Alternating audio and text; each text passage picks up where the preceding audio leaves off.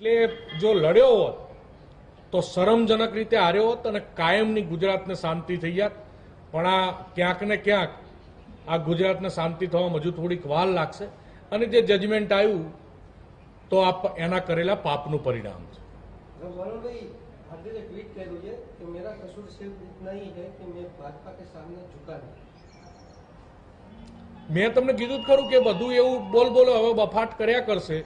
જ્યાં સુધી લોકસભાની ચૂંટણી નહીં પતે ત્યાં સુધી એને જે પાર્ટીમાંથી પગાર મળતો હતો 2017માં અંદરખાને રોકડામાં મળતો હતો, હવે કદાચ ચેકથી મળતો હશે, એ પગાર પ્રમાણે અને ત્યાંથી દિલ્હીથી આવેલા આદેશ પ્રમાણે એ બફાટ કર્યા કરશે. પણ એના બફાટની ગુજરાતની પ્રજા ઉપર કે પાટીદાર સમાજ ઉપર હવે કોઈ અસર પડતી નથી. એટલે બફાટનો કોઈ મતલબ નથી.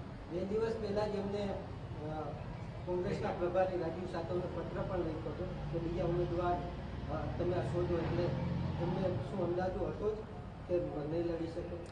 મંજૂરી મળી હોત તો એ નતો લડવાનો. ભાઈને ખબર હતી કે ડિપોઝિટ જેટલાય વોટ ના આવે અને કાયમનું આ દુકાન જે ગધેડાએ જે સિંહનો ચોલો પહેર્યો હતો એ ઉતરી જાત.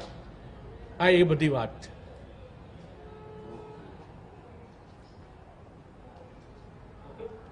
ઓકે.